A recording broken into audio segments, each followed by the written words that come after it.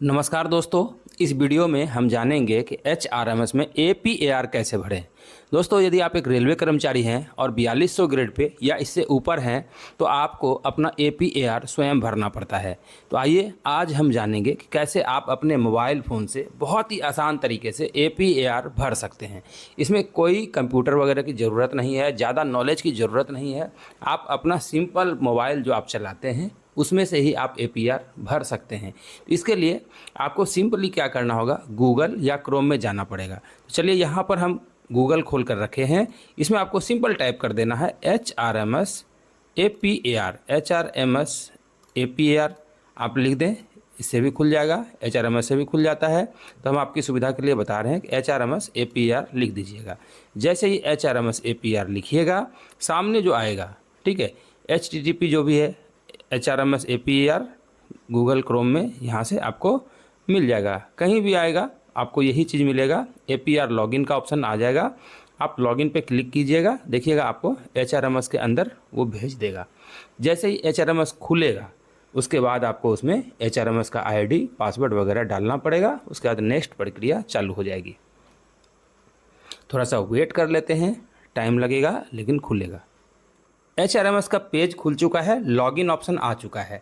जब आप गूगल में जाएंगे तो यहाँ जैसे हमें मिला था एचआरएमएस एपीआर, आपको और भी कुछ मिल सकता है, लिखा हुआ रहेगा एचआरएमएस एपीआर, ठीक है। यहाँ से आप अपना एचआरएमएस का जो आईडी होता है, हमारा तो सेव है पहले से, तो यहाँ दिख रहा है। नहीं सेव रहेगा तो आपको भरना पड़ेगा। तो चलिए यहाँ पर आप अपना ये सब भर लीजिएगा, एचआरएमएस का आईडी और यहाँ पासवर्ड। उसका बाद कैप्चा भरने के लिए आएगा, आप कैप्चा यहाँ पे भर दीजिएगा, ठीक है।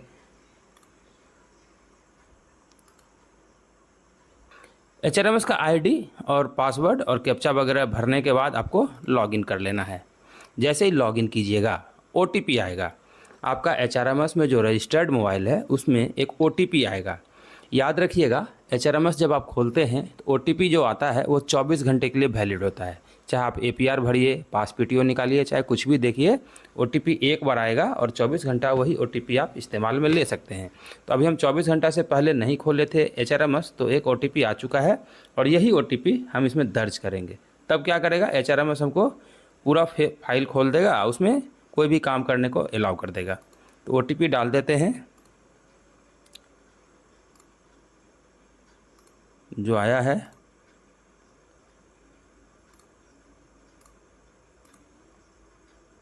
चलिए ओटीपी जैसे डालिएगा तो वेरीफाई ओटीपी आएगा, आप वेरीफाई ओटीपी क्लिक कर दीजिएगा, एचआरएमएस का पेज खुल जाएगा। जैसे आप छुट्टी वगैरह अप्लाई करते हैं सेम चीज़ है, वही एचआरएमएस खुलेगा, लेकिन इसमें थोड़ा सा एपीआर का खुलेगा। पासवर्ड वगैरह का जो आएगा उसे स्किप कर दीजिएगा, ज़रूरी नहीं है। यहाँ देखिए लेफ्ट साइड में एक एरो बटन दिख रहा होगा आपको, ठीक है। इस एरो बटन पे आप जैसे ही क्लिक करिएगा यहाँ डैशबोर्ड आ जाएगा और एपीएआर आ जाएगा। तो एपीएआर पे आपको क्लिक करना है, ठीक है। यहाँ पर देखिए बहुत सारा ऑप्शन है, APAR help, self appraisal, view APR, ठीक है। व्यू एपीआर में आप अपना एपीआर जो डाले हैं वो भी आप देख सकते हैं। जैसे कि अभी देखिए व्यू एपीआर क्लिक करते हैं तो यहाँ पर क्या दिखेगा, नोट, ठीक है, ये दिख रहा है हमें, view the APR and save for your future reference after viewing APR it needs to be either accepted, है ना। ये सब चीज़ें आपको देखने को मिलेगा, ये व्यू APR में होगा। फिर से आप इसको यहाँ पे क्लिक करिए, उसी जगह पर आ जाएगा। क्या करना है, हमें सेल्फ अप्रेजल भरना है, ठीक है। तो सेल्फ अप्रेजल में जैसे आप क्लिक करिएगा उसके सामने देखिए आपका टोटल पहले पर्सनल इन्फॉर्मेशन वगैरह जो आपका है, आपका एचआरएमएस आईडी, नेम, डिपार्टमेंट, है ना, डेट ऑफ बर्थ, कहाँ है आप, डिजिग्नेशन आपका क्या है, सब मिला लीजिए। किस स्टेशन पर आपकी पोस्टिंग है ये सब भी मिल जाएगा। पे लेवल आपका ठीक दिखेगा, है ना। बेसिक पे वगैरह जितना है सब आपका डाला रहेगा। डेट ऑफ अपॉइंटमेंट, ये सब पूरा प्री लोडेड रहता है, ये सब भरा हुआ रहता है, ठीक है। यहाँ से आप सेल्फ असेसमेंट में जाइए, ठीक है। सेल्फ असेसमेंट जब जाइएगा, आप पर्सनल इन्फॉर्मेशन में तो आप इन्फॉर्मेशन देखें, ठीक है, लेकिन जब एपीआर भरते हैं उसमें जाना पड़ता है सेल्फ असेसमेंट में। यहाँ देखिए माउस, ठीक है। सेल्फ असेसमेंट में आप जब जाएंगे तो यहाँ आपसे कुछ लिखने को मांगेगा, ब्रीफ डिस्क्रिप्शन ऑफ ड्यूटी। यानी आप अपने ड्यूटी के बारे में डिस्क्रिप्शन दीजिए, क्या ड्यूटी करते हैं, आपका कोई अवार्ड है या फिर कोई तरह की बातें हैं तो आप इसमें लिखिए। अच्छे से ड्यूटी करते हैं, क्या करना है नहीं करना है, जैसे भी जो आपका अच्छा आप इसमें लिख सकते हैं। जैसे सपोज के लिए देखिए हम क्या कर रहे हैं, और नीचे में देखिए एक चीज़ और देख लीजिए भरने से पहले, वर्क डन फ्रॉम, अगर आपने कोई अच्छा काम किया है ना, brief resume of the work done by your during the year period, अगर आप इस साल यानी बीते साल में कोई ऐसा डेट, पर्टिकुलर डेट में कोई बढ़िया काम किए हैं तो उस डेट को मेंशन कर सकते हैं यहाँ पर। वर्क डन फ्रॉम, आप इतने डेट से, वर्क डन टू यानी इतने तारीख तक आपने कौन सा अच्छा काम किया है। Brief out any special achievement during the year period in the event of shortfall in achievement furnish reasons, कुछ भी आप जो है अच्छी चीज़ें आपके साथ हुई है तो वो आप लिख सकते हैं। ठीक है, चलिए हमारे साथ ऐसा कुछ नहीं हुआ है स्पेशल, तो हम क्या करेंगे, ब्रीफ डिस्क्रिप्शन ऑफ ड्यूटी में डालेंगे। तो इसके लिए क्या है, हम देखिए यहाँ पर मेरे पास है, मैंने लिखा है I performing duty with full devotion, इसको कॉपी करके यहाँ से ले जाकर सीधा पेस्ट कर देंगे।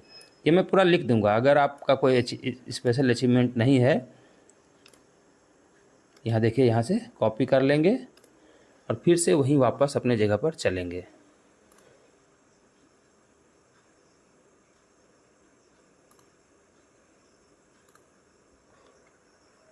यहाँ फिर से आ गया, देखिए हम यहाँ पर कॉपी कर देते हैं, सिंपल पेस्ट, कॉपी करके पेस्ट कर देते हैं।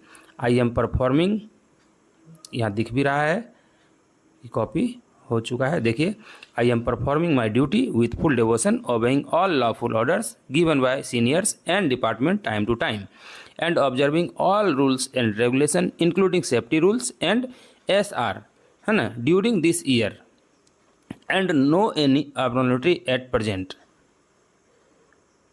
यहाँ सेफ्टी रूल्स एंड SR का मतलब हो गया subsidy rule during this year, यानी हमने सभी रूल रेगुलेशन को अच्छे से फॉलो किया है और इस साल जो है मैं अपनी ड्यूटी को अच्छे से निभाया हूँ। Full devotion owing all lawful orders, यानी प्रशासन के द्वारा जितने भी ऑर्डर्स होते हैं, सीनियर के द्वारा जो ऑर्डर्स होते हैं, सबको मानते हुए पालन करते हुए मैंने अपनी ड्यूटी को अच्छे से निभाया है। ये आप लिख सकते हैं, इसका स्क्रीनशॉट मैं लगा दूंगा, आप आराम से इसे कॉपी करके या कॉपी में लिख करके जैसे भी हो टाइप करके आप भर सकते हैं। वर्क डन फ्रॉम, ऐसा कोई वर्क नहीं है मेरे पास, ठीक है, आपका हो तो मैंने पहले ही बता दिया, इसमें लिख सकते हैं, इसके बारे में भी आप लिख सकते हैं। ठीक है, यहाँ देखिए property return submitted to time not applicable, अगर कुछ नहीं है तो सब कुछ यहाँ कर दीजिएगा। और अगर आपके साथ कुछ अच्छा हुआ है, अवार्ड वगैरह मिला है ना, property return submitted in time, choose file यहाँ करने को बोलेगा। आपके पास कोई अवार्ड या कुछ ऐसा चीज़ है, अचीवमेंट है, तो उसका फ़ोटो आप चूज फाइल कीजिएगा, अपलोड करके यहाँ लगा सकते हैं। अगर कुछ नहीं है, सिंपल भरना है, तो बस वही लिख करके यहाँ पर आपको ओनली सबमिट बटन पे क्लिक कर देना है। आपको एक स्क्रीनशॉट लगा देंगे, उसको देख करके भर लीजिएगा। फिलहाल हमने नोट में सेव करके रखा है, नोट में जो सेव करके रखा है वो आपके सामने खोलते हैं, क्या है हम स्क्रीनशॉट लगा देंगे। अगर आपके पास कोई अचीवमेंट ना हो या फिर कोई ऐसी बात नहीं हो तो इसमें आप NA भी लिख सकते हैं। NA आपको लिख देना है, नॉट अप्लीकेबल, ठीक है, NA लिख दीजिए। उसके बाद यहाँ पर आपको नीचे में चूज फाइल का वगैरह जो ऑप्शन है, हमने पहले ही कहा, कोई आपके पास स्पेशल अचीवमेंट अवार्ड वगैरह हो तो इसको लगा के आप चूज फाइल कीजिएगा तो गैलरी खुल जाएगा। जो फ़ोटो आप खींच के रखे होंगे वो फ़ोटो यहाँ पे अपलोड कर दीजिएगा तो अपलोड हो जाएगा, अदरवाइज इसको सबमिट कर दीजिएगा। ठीक है, अभी मैं एक बार फिर से काट के दिखा देता हूँ। देखिए यहाँ पर हमने क्या भरा, ब्रीफ डिस्क्रिप्शन ऑफ ड्यूटी, अपने ड्यूटी के बारे में जो डिस्क्राइब आपको करना है, जो भी अच्छा चीज़ लिखना है, हिंदी में भी आप लिख सकते हैं, इंग्लिश में भी लिख सकते हैं, कोई बड़ी बात नहीं है। ठीक है, ऐसा नहीं कि मैंने इंग्लिश में लिखा है तो आप इंग्लिश में ही लिखिए, आप हिंदी में कंफर्ट है तो हिंदी में भी आप भर सकते हैं, कोई दिक्कत नहीं है ना। वर्क पीरियड 1/4/2024 से वर्क डन 31/3/2025 तक का ये भरा जा रहा है। ठीक है, इसमें मेरा कुछ नहीं है, NA लिखा हुआ है, brief out of any special achievement, NA मैंने कर दिया, NA जरूर कीजिएगा। ठीक है, अगर नहीं है तो NA जरूर कीजिएगा, वरना सबमिट का ऑप्शन सबमिट कीजिएगा तो क्लिक नहीं होगा। ठीक है, यहाँ पर अब हम कर देते हैं सबमिट। यहाँ देखिए employ designation is loco pilot goods electric, जैसे मैं एक लोको पायलट हूँ, मेरा दिख रहा है। Pay level is 6, APAR dynamically assign based on designation and pay level. ठीक है, हैज इट बीन वेरीफाइड, ये वेरीफाई होगा मैंने जो भरा है। If you correct found correct you can return the APR to DC। ठीक है, ये सब चीज़ें दिया हुआ है, कुछ वेरिफिकेशन होते हैं रेलवे की ओर से, प्रशासन की ओर से, वो चेक किया जाता है। You will not able to make change after submission, ध्यान रहे सबमिशन के बाद ये बोल रहा है कि बाद में आप चेंजिंग नहीं कर सकते हैं। तो हमने तो सही ही भरा है, अपनी ड्यूटी के बारे में लिखा है। अगर आप सब कुछ लिखिएगा तो उस तरह से आपको यस कर देना है। जैसे यस कीजिएगा OTP वेरिफिकेशन आ जाएगा। Your last transaction OTP was sent on. देखिए हमें जो OTP भेजा गया था वो दिख रहा है ना।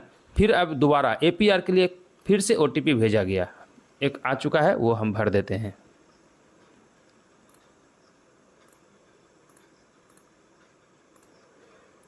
यहाँ से जो OTP दोबारा आया, ये APR के लिए OTP आया, ठीक है। तो ये APR का जो OTP आएगा वो आपको डाल देना है, फिर से सबमिट। जैसे ही हम सबमिट करते हैं, देखिए फिर इसी तरह से डैशबोर्ड आपके सामने खुलेगा।